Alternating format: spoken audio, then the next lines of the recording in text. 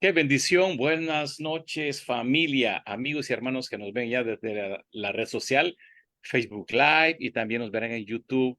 Esta noche tenemos nuestro quinto tema, enseñanza preciosa para usted, para la familia y para cada uno de nuestros amados hermanos y amigos que nos conectamos. Doy gracias al Padre, al Hijo y al Espíritu Santo porque Él está acá con nosotros. Gracias a esta hermosa plataforma, a cada uno de mis amados hermanos y hermanas, pastores y líderes a nivel internacional que nos apoya, que estamos juntos, unidos, orando y clamando, pero también compartiendo la palabra. Muy bien, amigos y hermanos, esta noche, sin más que atrasar, quiero presentar a una hermana, profeta, pastora, intercesora poderosa, Pastora Carolina Ochoa desde Ecuador. Recibámosle con ese aplauso de cariño. Pastora Carolina, este es tu tiempo con ese hermoso tema, juicio de Dios y su misericordia. Bienvenida. Dios la bendiga. Amén. Vamos a empezar este tiempo y siempre poniéndolo en las manos del Señor porque es algo maravilloso lo que Dios nos va a permitir compartir en esta noche. Bendito Padre, te bendecimos y te alabamos, te glorificamos, Señor, porque tú eres grande, porque tú eres bueno y porque tus misericordias son nuevas cada mañana sobre nuestras vidas. Esta palabra, Señor amado, que en este día tú permites que compartamos como hermanos, como cuerpo de Cristo y como, Señor amado, como familia de fe, que no solo sea para nosotros, sino para aquel y aquella persona, Señor amado, que quizás necesita un encuentro contigo. Señor, que esta palabra sea viva y eficaz y que sea como una espada, que corte, que penetre, que ministre, que derrargulla, que hable en tiempo y fuera de tiempo. Señor, que sea tu palabra siempre, Señor amado, la que prevalezca, que no se añada, que no se quite, sino tu palabra como es real y eficaz. Toma el control de esta enseñanza, de este mensaje, de lo que tú nos estás hablando, de lo que tú quieres apercibirnos, de lo que quizás en algún momento hemos permitido que pase. Pero hoy rendimos este tiempo y nuestros corazones delante de tu presencia para que seas tú glorificándote y tomando, Señor amado, el control. Te damos gloria y honra en el nombre de Jesús. Amén. El tema de hoy se llama juicio y misericordia. Cuando el apóstol me dio este tema, yo dije, y Dios mío, yo dije, ¿y por dónde empiezo? Y yo decía, no tiene nada que ver Jeremías con Apocalipsis, con Romano. Yo decía, ¿qué pasa acá, no? Pero comenzó el Señor a prepararme de esta semana y comencé a navegar en esto y comencé a estudiar y empezamos con Jeremías 4 versos 21 y 31. Y la palabra del Señor dice, ¿hasta cuándo he de ver bandera? He de oír sonido de trompeta, porque mi pueblo es necio, no me conocieron, son hijos ignorantes y no son entendidos, sabios para hacer el mal, pero para hacer el bien no supieron. Miré a la tierra y he aquí que estaba asolada y vacía, y a los cielos y no había en ellos luz. Y miré a los montes y he aquí que temblaban y todos los collados fueron destruidos. Miré y no había hombre y todas las aves del cielo se habían ido. Miré y he aquí el campo fértil era un desierto y todas sus ciudades eran asoladas delante de Jehová delante del ardor de su ira, porque así dijo Jehová, toda la tierra será asolada, pero no la destruiré del todo. Por esto se enlutará la tierra y los cielos arriba se oscurecerán, porque hablé, lo pensé y no me arrepentí ni desistiré de ello. Al estruendo de la gente de a caballo y de los flecheros huyó toda la ciudad. Entraron en las apresuras de los bosques y subieron a los peñascos. Todas las ciudades fueron abandonadas y no quedó en ellas morador alguno. Y tú, destruida, ¿qué harás? Aunque te vistas de grama, aunque te adornes con atavios de oro, aunque pintes con antimonio tus ojos, en vano te engalaneas, te menospreciarán tus amantes, buscarán tu vida, porque oí una voz como de una mujer que está de parto, angustia como la primeriza, voz de hija de Sión que lamenta y extiende sus manos diciendo, ay ahora de mí, mi alma desmaya a causa de los asesinos. Este es una revelación que tuvo Jeremías cuando el Señor le dio una palabra de que el pueblo iba a ser cautivo, de que el pueblo iba a ser destruido, que todos ellos iban a ser prácticamente su nación desarraigada. Pero no es que el Señor dijo, voy a desarraigarlos porque quiero. Esto pasó porque el pueblo del Señor se olvidó de él, se olvidó del primer amor, se olvidó de buscarlo a Dios, porque ellos se volvieron a dioses, ellos se volvieron a cosas banales. Entonces el Señor le da una palabra a Jeremías y esto habla de que un juicio se estaba aproximando y este juicio iba a hacer que el pueblo se apartara de su pecado para que escuchara a Dios. Este juicio que se venía sobre Judá era necesario porque ellos habían pecado tanto que dice que ellos preferían lo malo y ellos miraban bien lo malo, pero ellos nunca miraban bien lo que ellos estaban haciendo malo. O sea, ellos se habían apartado tanto del Señor. Y hermano, uno realmente tiene que estar perdido en el mundo para que uno ni siquiera tenga temor de lo que está haciendo. Y yo entendía cuando leía lo que hablaba el profeta Jeremías, que este pueblo estaba tan contaminado y era tan grande su maldad, tan grande su pecado, tan grande su idolatría, que ellos tuvieron que ser remecidos para que ellos puedan volver a escuchar a Dios. O sea, ¿se imagina usted lo que es ya ni siquiera poder escuchar a Dios? Lo que es ni siquiera ya saber si su presencia está, lo que es ni siquiera saber que algún día Él nos llenó de su presencia, Él habló a nuestras vidas, era lo que pasaba con este pueblo, pero tuvieron que pasar esta transición para que ellos pudieran apartarse de su pecado y volver a escuchar a Dios. Aunque esta profecía habla de una destrucción que causaría Babilonia, porque Babilonia fue que acabó con esta ciudad, dice que también era que se estaba describiendo el juicio final de los pecadores. O sea que la tierra estaba muy contaminada, Judá estaba muy contaminada de pecado. Y Jeremías está describiendo un juicio final. Jeremías está hablando de que iban a ser destruidas sus ciudades y que ellos por estar tan perdidos en sus pecados, cuando ya se lamenten iba a ser tarde porque era eminente. Entonces, los pecadores, adicionalmente, son los que, ¿quiénes son los pecadores? Los que viven una era de terrorismo. Estos versículos nos hablan acerca de los sentimientos paralizantes de temor y sobre la importancia de reconocer el control supremo de Dios sobre los acontecimientos de la historia. Cuando yo leía esto, yo sentía, yo literalmente, yo sentía como, era como que estábamos viviendo en estos tiempos. Yo decía, Dios mío, lo que se ve que Jeremías tuvo la revelación por medio de esta profecía que iba a ser asolada esta nación de Judá.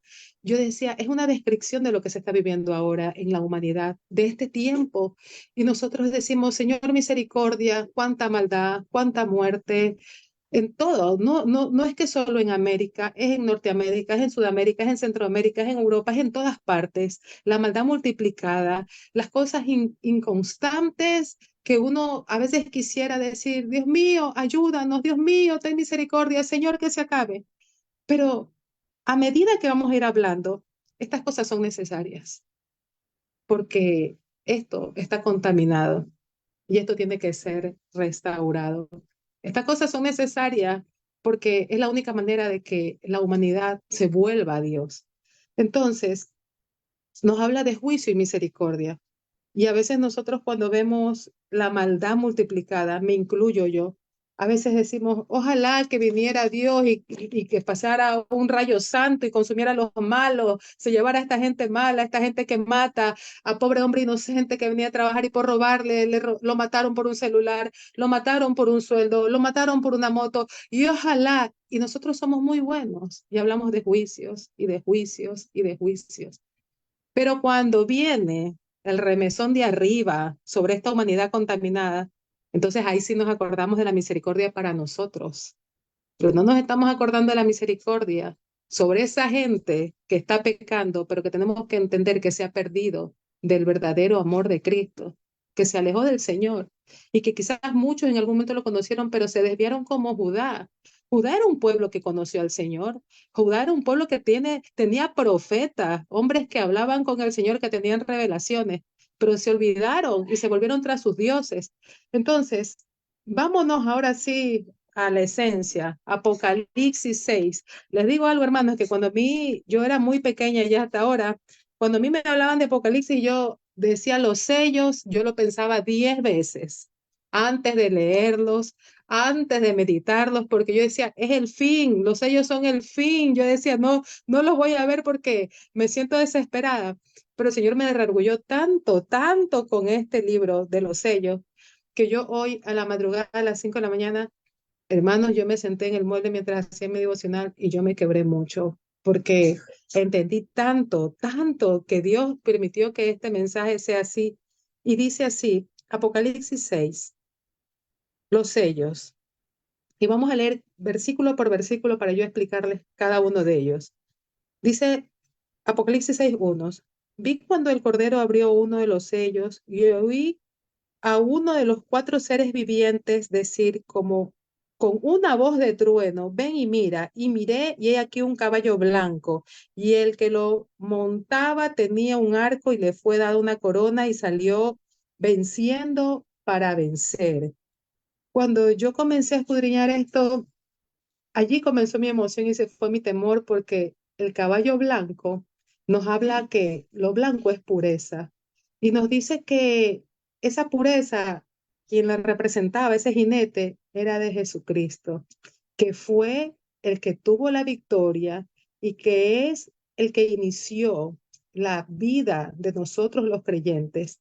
Nos habla este primer caballo y es un símbolo que nos revela la pureza y el triunfo del evangelio sobre el paganismo y los comienzos de la iglesia cristiana, porque la figura blanca, el caballo, el primer jinete era Jesucristo. Jesucristo cuando vino a la tierra y vino a predicar el evangelio, y dice que cuando él, el infierno pensó que lo había destruido cuando él murió en la cruz del Calvario, él fue ese jinete blanco, porque aquí dice y dijo, he aquí el caballo blanco y el que lo montaba tenía un arco y le fue dada una corona y salió venciendo para vencer. Este jinete es el conquistador que tiene la victoria, es un símbolo de lo que es el inicio de la era cristiana. Cuando miles y miles comenzaron a convertirse al evangelio, Cristo comenzó a expandir su reino y a conquistar los corazones. La semilla del evangelio se convirtió en un fuerte árbol. Ese es el jinete blanco. Y yo nunca me imaginé qué significaba esto. El jinete blanco es Cristo, cuando vino a la tierra, cuando vino y comenzó a predicar, porque él fue el que comenzó a predicar el evangelio por medio de parábolas, por medio de enseñanza, y él comenzó a preparar a sus discípulos, y esos discípulos fueron aquellos hombres que fueron después que él ascendió, cuando les dijo, estad juntos y velad. Y dice que cuando ellos estaban velando juntos, descendió el Espíritu Santo, y ellos fueron llenos del Espíritu Santo. Cuando cayó el Pentecostés, allí, en ese Pentecostés, fue cuando Pedro dio su primer discurso y se levantó la primera iglesia. Ese es el jinete blanco, cuando dice que él salió venciendo, que le fue dada una corona y salió venciendo para vencer. Allí, esa fue la primera cosa. El jinete blanco significa Cristo cuando vino a la tierra y venció a la muerte en la cruz del Calvario, como dice la Biblia, cuando entró triunfante sobre la cruz del Calvario y exhibió los principados y las potestades públicamente, triunfante sobre ellos. Ese es el jinete blanco. Y yo me emocioné cuando vi eso, que me habló del jinete blanco, y dije, wow, no todo está perdido porque es que él ya venció. Y yo dije, Dios mío, qué equivocada yo estaba. Y este es el jinete, y yo pensaba que los sellos eran como que ya se iba a acabar todo.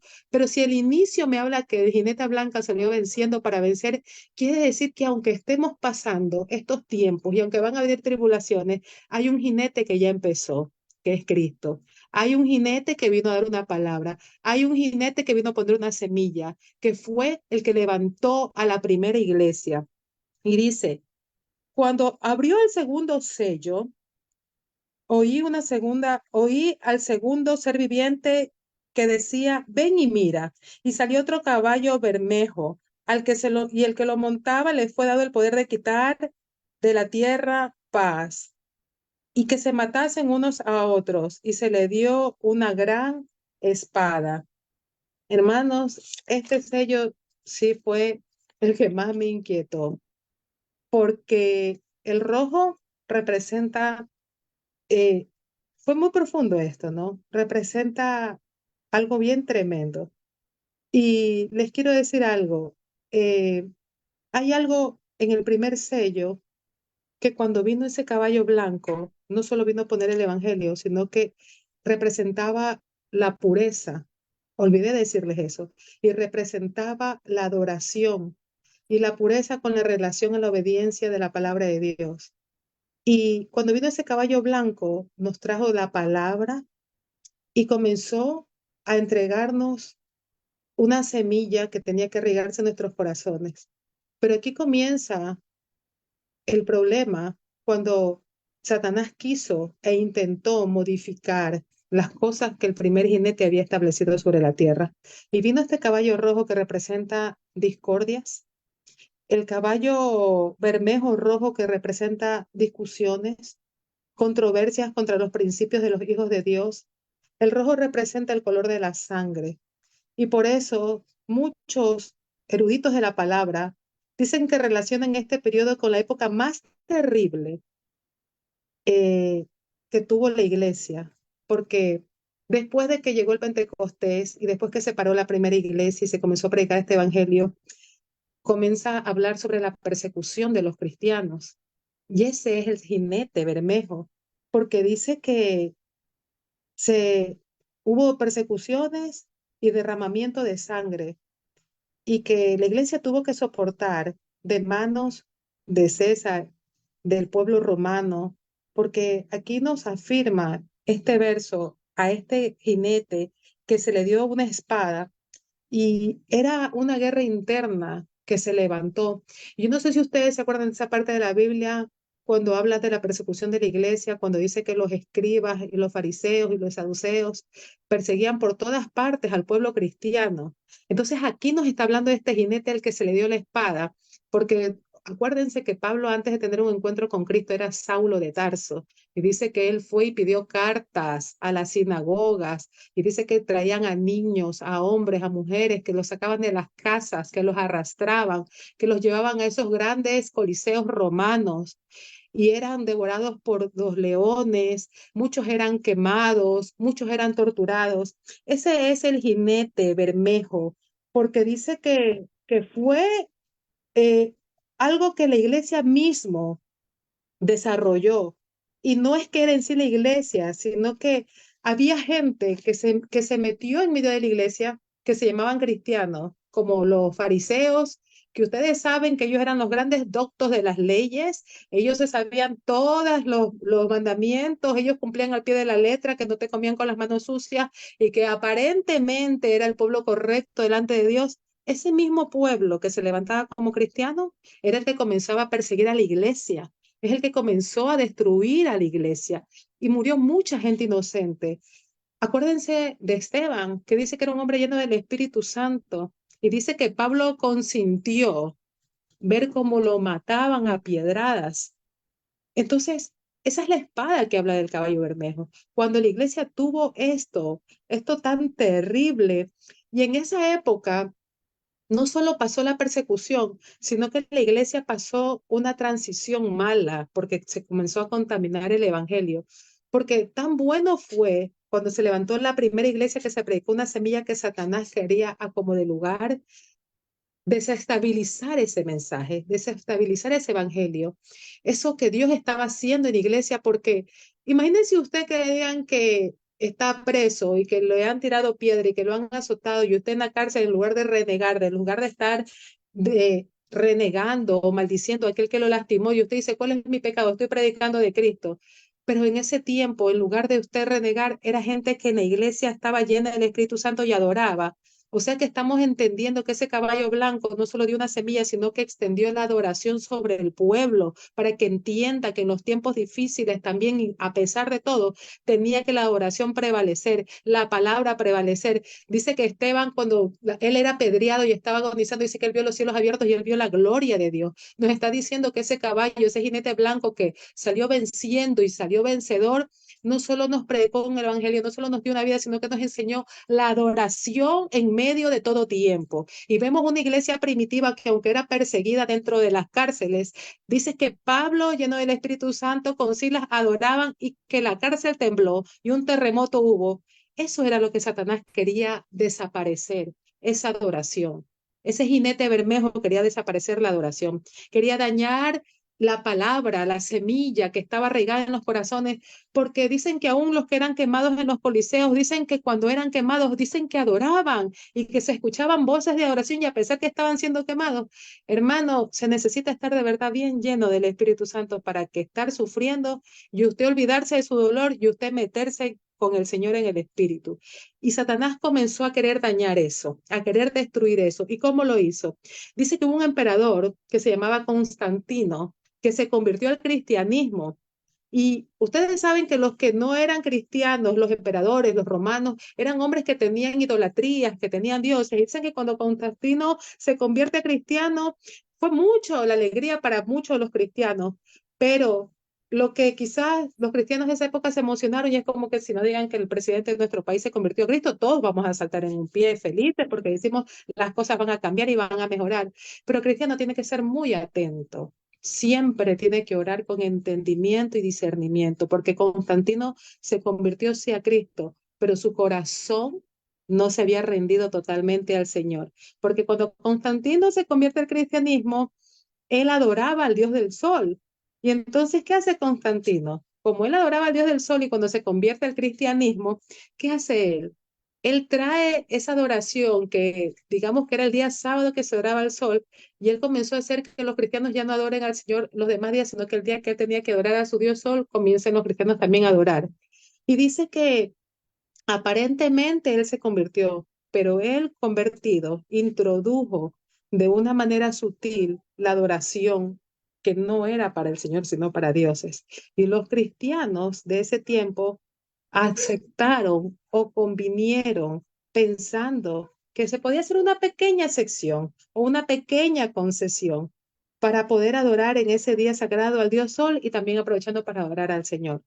Y ustedes saben que quizás ellos en su opinión lo pensaron que estaba bien, pero nosotros no podemos en ningún tiempo pensar por nosotros, decidir por nosotros, querer hacer por nosotros. Nosotros siempre tenemos que ir al Señor y consultarle aún esa gente que venga de manera sutil a querernos convencer, a querernos predicar algo y decirnos algo. Y es que usted tiene que entender que estos sellos no es para el fin. Estos sellos ya se comenzaron a profetizar y ya fueron manifestados. Y este sello, segundo sello, el Bermejo, ¿qué es lo que hizo? Que quiso alterar la doctrina cristiana, la doctrina bíblica, la doctrina que el Señor había establecido. Y dicen que probablemente en esta época, cuando hablamos del segundo sello, dice que fue la época que más gente cristiana fue muerta. Y eso nos lleva a Apocalipsis 6 el verso 5 y dice, cuando abrió el tercer sello, oí al tercer ser viviente que decía, ven y mira, y miré, y he aquí un caballo negro, y el que lo montaba tenía una balanza en la mano. Y oí una voz en medio de los cuatro seres vivientes que decía 2 libras de trigo por un denario y 6 libras de cebada por un denario, pero no dañes el aceite ni el vino. Este tercer sello nos habla ya en ese tiempo actual de una iglesia ya contaminada, una iglesia que se había acomodado a tradiciones humanas, a doctrinas y a cosas que el hombre en su filosofía o entendimiento creía poder añadir. Y hay algo, hermanos, que en este tiempo nosotros tenemos que ser muy, pero muy celosos y muy entendidos.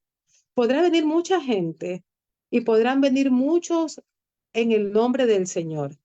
Pero si en algún momento esa persona, esa iglesia, ese lugar le viene con una palabra que es añadido a lo que está aquí escrito, entonces usted tiene que entender que eso no es palabra del Señor. Usted tiene que entender que son como aquellos que contaminaron la iglesia primitiva, porque este jinete negro habla de la opresión, de la explotación y del hambre que se propagó sobre toda la iglesia. Y no hablamos de hambre física, hablamos de hambre espiritual. ¿Sabe por qué? Porque en esta época la iglesia, los romanos comenzaron a querer gobernar de una forma que ellos comenzaron a no permitir que el pueblo de Dios reciba la palabra del Señor, a no permitir que el pueblo del Señor pueda leer su palabra. Dice que todo era destruido.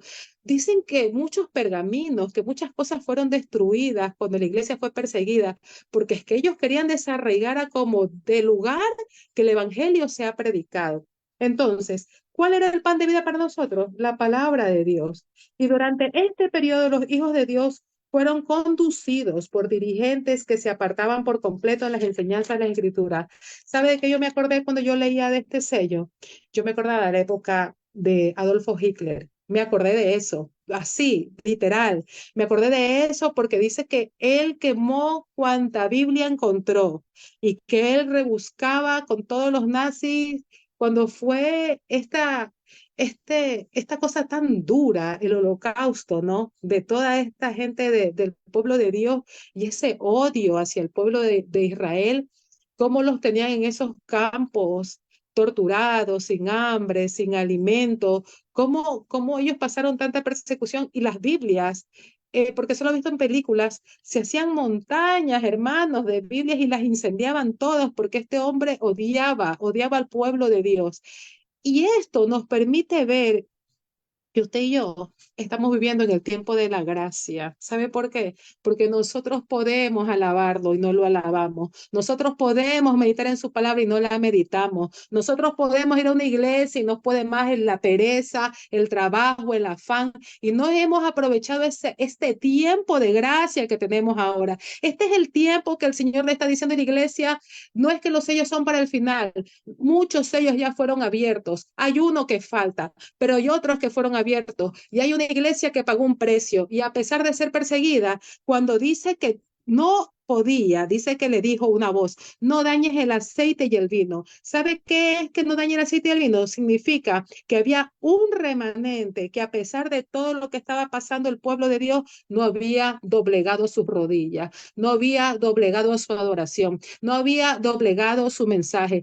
Aún escondidos predicaban la palabra, aún escondidos oraban, aún escondidos adoraban. Y si vemos un pueblo en cautiverio, perseguido, que adora, ¿por qué en este tiempo a la iglesia le cuesta tanto adorar? ¿Por qué en este tiempo a la iglesia le cuesta tanto buscar la presencia del Señor? Este es el tiempo de la gracia, este es el tiempo que usted tiene que meterse con el Señor, predicar esta palabra cuantas vidas lo necesiten, entregar esta semilla, vivir este evangelio, caminar en este evangelio, meditar en este evangelio, mostrar lo que usted carga por dentro. Si usted dice que vive para Cristo, usted tiene que hablar como Cristo. Si usted dice que tiene a Cristo, usted tiene que predicar al Cristo. Si usted dice que Cristo vive en usted, cuando usted habla ya no es usted, es Cristo en usted, por usted, a través de usted, ministrando las vidas que necesitan un encuentro. Este es el tiempo de la gracia que esa palabra tiene que ser entregada, rociada, propagada, ungida, ministrada, hablada a cuanta vida. Si usted se va en el taxi, predíquele al taxista. Si usted se va en el bus, al que está en el bus. Este es el tiempo de la gracia.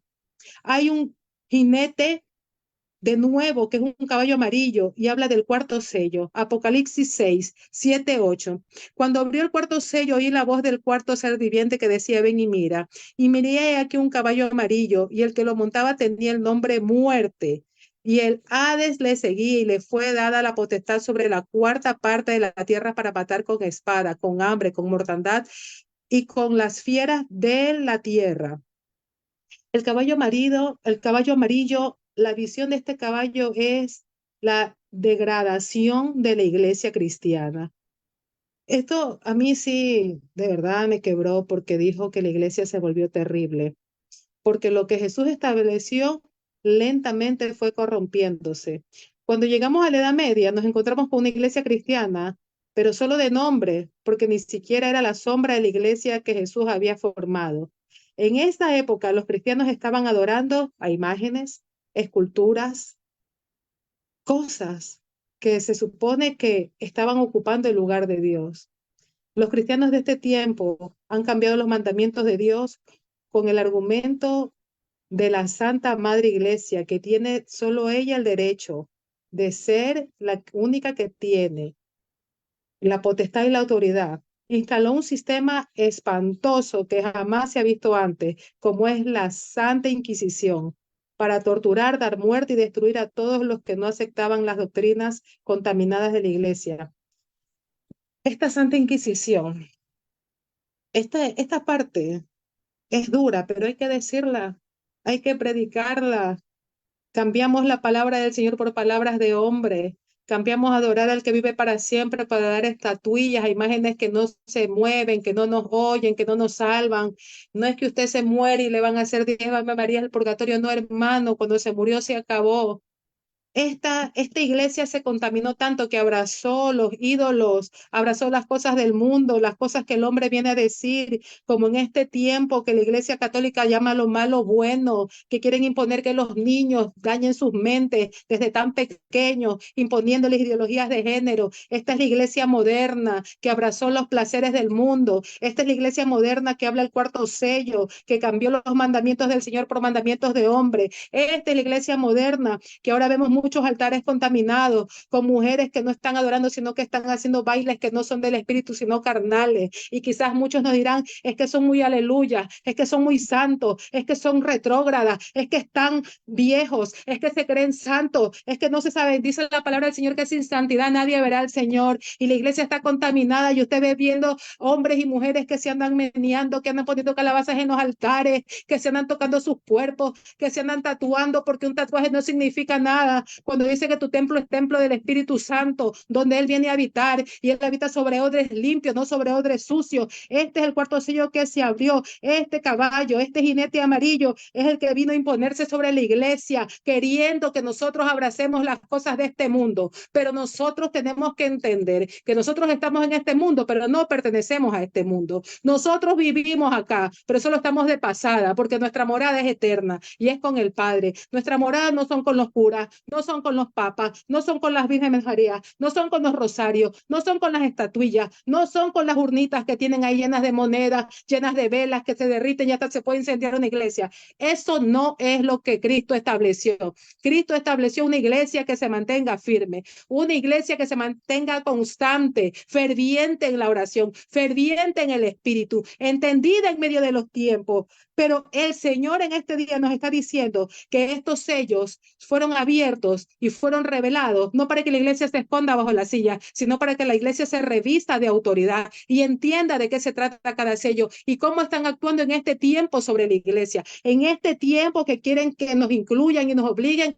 a nuestros niños las ideologías de género, que quieren que las iglesias reciban a cosas. Nosotros, la iglesia fue diseñada para recibir las vidas quebrantadas, los corazones heridos, orar por aquellos que fueron rechazados, pero no para abrazar el pecado, no para apoyar las cosas que son mentiras del diablo, aquellas cosas que quieren venir a imponernos sobre nuestras vidas. Y nosotros pensamos, es que si no lo hago, quizás no me dejarán entrar, quizás no me abrirán la puerta, quizás no me darán el trabajo. No importa, hermano, que se vaya al trabajo, que se cierren las puertas, pero usted manténgase firme, predicando la palabra como tiene que ser. Esta palabra es real, no tiene que añadírsele, ella tiene su propia sal, su propia sazón. No hay que permitir ni a hombres ni a mujeres que vengan a decir que van a sacar la Biblia, que vengan a decir que van a cambiar el evangelio, que venga a decir un hombre humano carnal que viene, que es liderado, que él mueve el mundo, que él mueve el Vaticano. Mentira del diablo. La palabra del Señor está puesta y fue entregada por medio del Espíritu Santo por revelación. Y esta palabra no va a volver vacía, no va a modificarla a nadie, no va a cambiarla a nadie. Estos jinetes que Él nos preparó, que Él nos permitió conocer por medio del Apocalipsis, es porque Él necesita que la iglesia se despierte antes de su venida,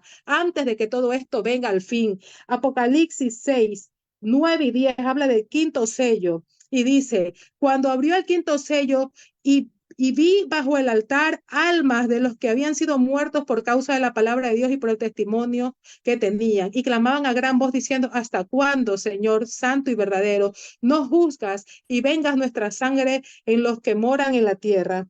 Aquí ya Juan está teniendo otro tipo de visión, otro tipo de revelación, y es que allí nos está hablando literal sobre el martirio que sufrieron los cristianos por predicar la palabra del Señor.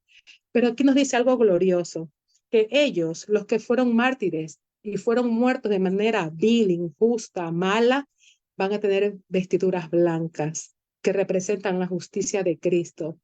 Se aplica históricamente en los cristianos que fueron martirizados debido a su fidelidad a Dios. Ellos van a tener su recompensa con el Padre. El sexto sello, que es el último, pero no menos importante, nos dice el versículo 2 y 13. Miré cuando abrió el sexto sello, y he aquí hubo un gran terremoto, y el sol se puso negro como una tela de silicio, y la luna se volvió toda como sangre, y las estrellas del cielo cayeron sobre la tierra, como la higuera deja caer a sus higos cuando se sacudía por un fuerte viento. Y el cielo se desvaneció como un pergamino que se enrolla, y todo monte y toda isla se removió de su lugar. Este sello es el último, y este es el que nos describe el juicio final de este mundo. Sí, hermanos, es la realidad. El hombre que no solo se ha extraviado, sino que se niega a reconocer que esto está tan contaminado que tiene que ser limpiado, hay un juicio, sí, un juicio final para que todo aquel que conociendo esta palabra y recibido este evangelio, porque dice que él no va a venir hasta esta palabra se predica hasta el último rincón de la tierra, y pese a todo eso, simplemente no quiso seguirlo, no quiso obedecer, no quiso apartar su vida de pecado. Entonces, este sello habla y describe sobre el gran tiempo difícil cuando el Señor haya arrebatado su iglesia.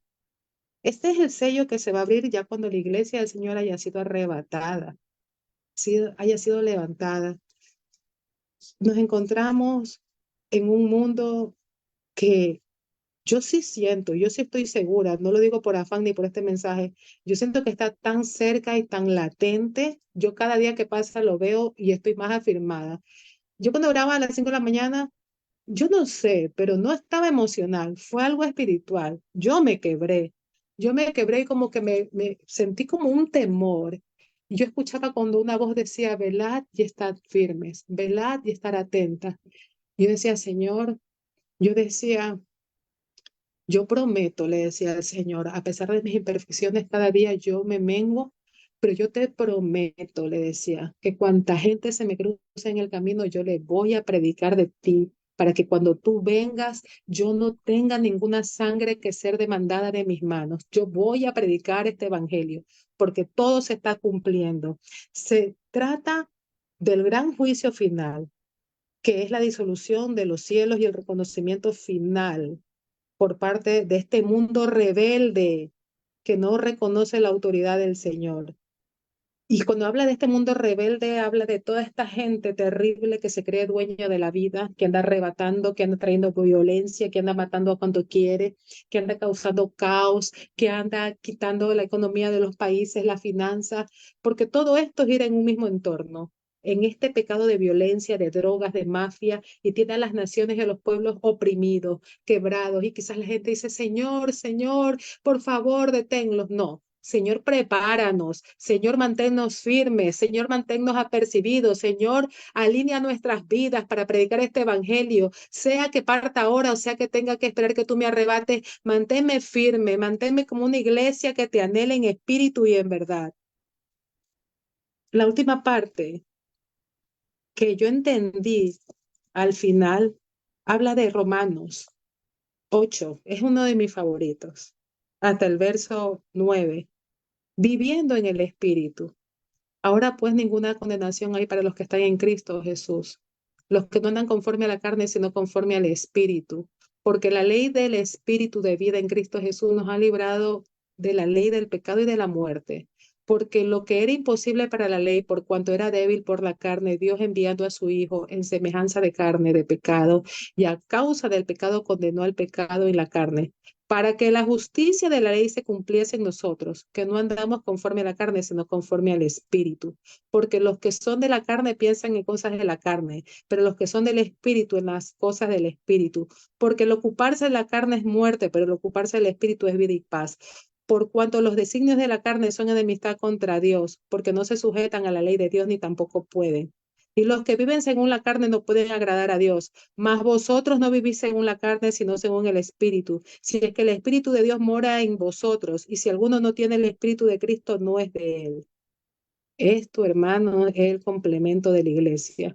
Cuando nosotros venimos a Cristo, dice que todas las cosas viejas pasaron, que ya nosotros ya no vamos a andar conforme a la carne, Ya no somos esos cristianos emocionales que hoy vamos a la iglesia y mañana no, que hoy oramos y mañana no, que hoy amamos a Dios y mañana no porque nos entró la depre, nos sentimos atribulados por la prueba, es que como no hay el trabajo, es que como no hay la comida, es que como tengo que pagar la tarjeta, es que como tengo la renta. No, dice que nosotros ya no andamos conforme a la carne, sino conforme al Espíritu, porque la ley del Espíritu de la vida de Cristo Jesús me ha librado de la ley del pecado y de la muerte. Dice que lo que era imposible para la ley. Está hablando de las cosas que se manifestaban en el ámbito material, que eran las que nos tenían cautivos. Pero dice que cuando vino Cristo y murió por nosotros, ya nosotros esas cosas Él las abolió. Es como que usted tenía una deuda y se la arrancaron, usted ya no la tiene, a usted se la pagaron. Y usted tiene que entender que para que esto se cumpla, usted tiene que dejar todo eso que lo asediaba. Es que es imposible, hermano, que usted y yo estemos en Cristo y nos sentamos aún atados por cosas del pasado. Esas cositas del pasado lo pueden hacer perder su salvación. Esos afanes que ocupan el primer lugar del Señor van a hacer que en su corazón puedan entrar raíces de amargura. Puede hacer que en su corazón venga la queja. Puede ser que en su corazón venga el afán. Es que nosotros ya no vivimos conforme a estos deseos de esta carne, porque dice que los que son de la carne piensan para la carne.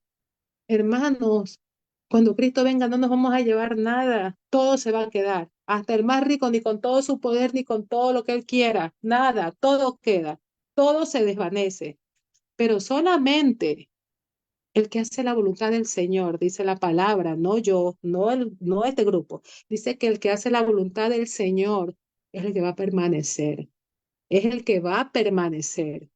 O sea que cuando dice la voluntad del Señor, hay una cosa que el Señor me dijo a mí en este tiempo, y yo creo que Él me hablaba a mí literalmente.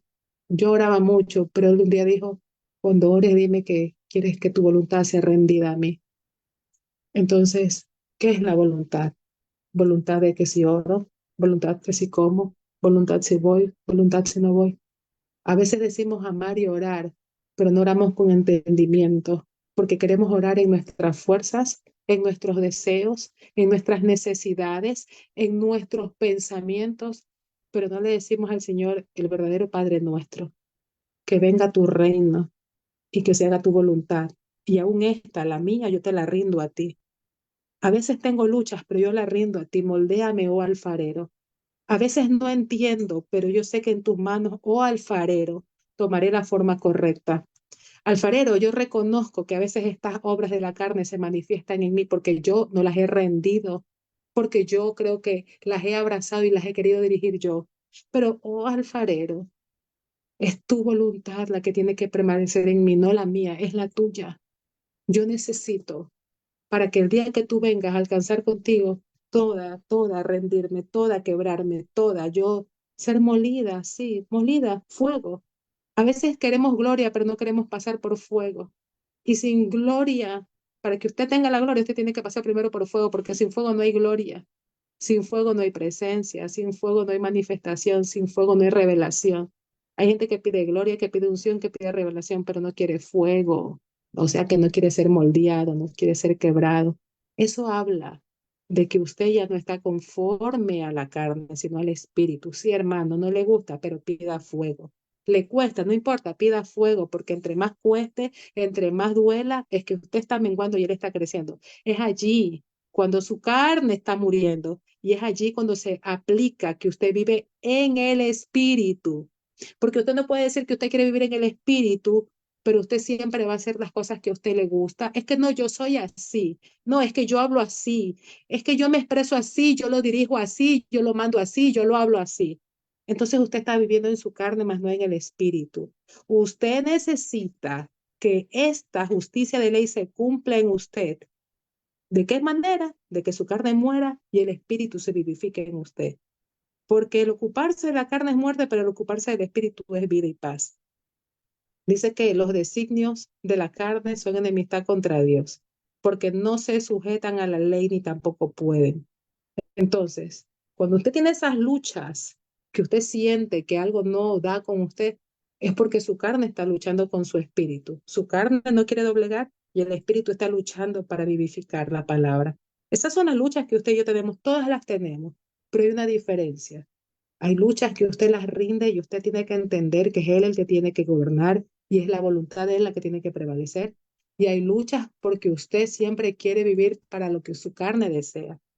Pero para que usted viva en el Espíritu, usted y yo tenemos que entender que ya cuando somos de Él, ya nosotros ya no vamos a hacerlo lo que nosotros éramos antes, como pensábamos antes, ni como queríamos antes.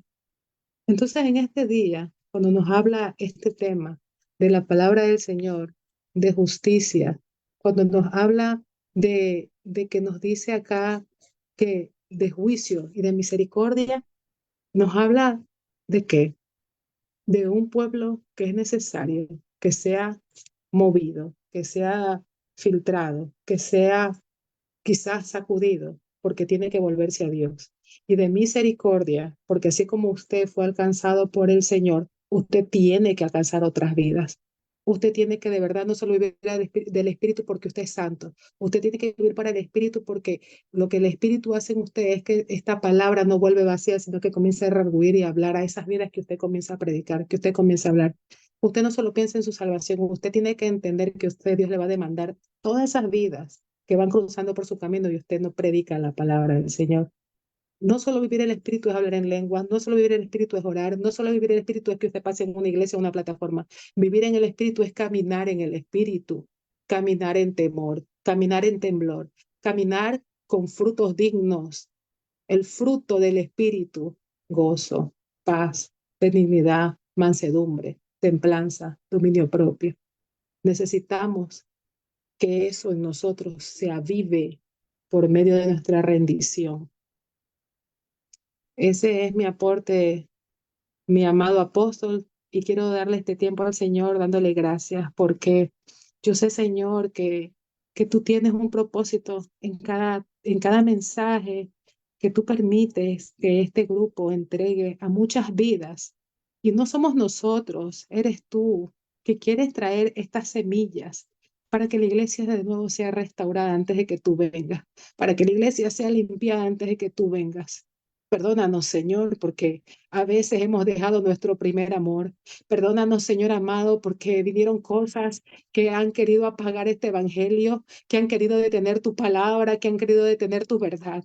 Pero hoy queremos ser sal y luz con semillas que den fruto sobre esas vidas que necesitan un encuentro sobrenatural contigo, Padre.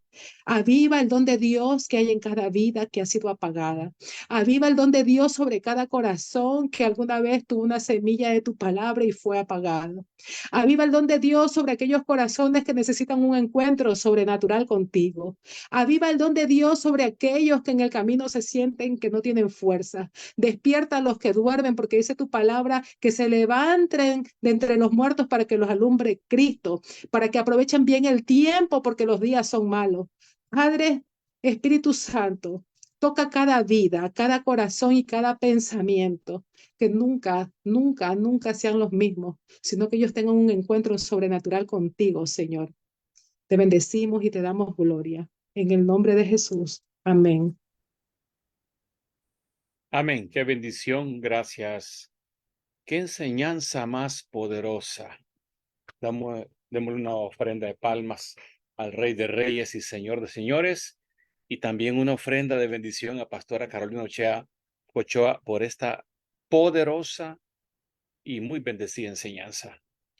Amigos y hermanos que nos ves por la plataforma y has escuchado este hermoso mensaje, cuando el Espíritu Santo me estaba dirigiendo de cómo manifestar el cumplimiento profético de las Sagradas Escrituras. Así como Pastora Carolina dijo, pero ¿cómo es esto, verdad? Hablar un poco de Jeremías y de Romanos y luego de Apocalipsis. Suena como un poquito disparejo, ¿verdad? Pero la palabra es una. La misión, la enseñanza, las partes proféticas es una. Conecta el pasado, el presente y el futuro. Y ahí está en las Sagradas Escrituras. Y es real. Esta reflexión que nos dio Pastora Carolina Amigo, hermano, familia que nos ves. Cierto, la situación viene, decía pastora, hoy más que nunca siente lo más pronto, lo más cercano, la segunda venida de nuestro Señor Jesucristo. Y también viene el juicio, las situaciones difíciles que se va a dar, porque todavía estamos apenas, diría yo, en el comienzo de todo lo que está por venir. Porque también todo está escrito en las Sagradas Escrituras y tiene que cumplirse de una a una. De hecho, se ha cumplido ya una gran cantidad de las partes proféticas. Pero quiero decirte que todavía hay esperanza para tu vida. Esta noche hay buenas noticias para ti. Todavía Jesús, su hecho, el sacrificio perfecto en la cruz del Calvario, todavía tiene poder para salvarte. Lo único que hace falta es que tú vengas delante del Señor, reconocer que Él es el Salvador del mundo, nuestro Señor Jesucristo, y reconocer que somos pecadores. Pastora Carolina Ochoa decía, nuestra parte humana, carnal, somos débiles, ¿verdad? Todo el listado de los frutos de la carne, adulterio, fornicación, hechicería, brujería, idolatría, gritería, maledicencia, odio, celos, envidia. Pareciera como que los pecados y la parte carnal viene de arriba para abajo, ¿verdad? Uno dice que la parte de arriba solo son para los gentiles, los pecadores, pero cuando usted va bajando un poquito llega a celos, envidias, contienda, gritería, maledicencia, también en casa de cristianos. Amigo, hermano, quiero invitarte esta noche a que aproveches esta oportunidad. Sí hay juicio, pero también hay justicia, pero también hay oportunidad de tener la salvación. Yo te invito ahí donde quiera que estés, tengamos un tiempo de hacer una oración de fe y que entreguemos nuestros corazones, nuestra vida, alma y espíritu a aquel que puede salvarnos de la condenación eterna, nuestro Señor Jesucristo.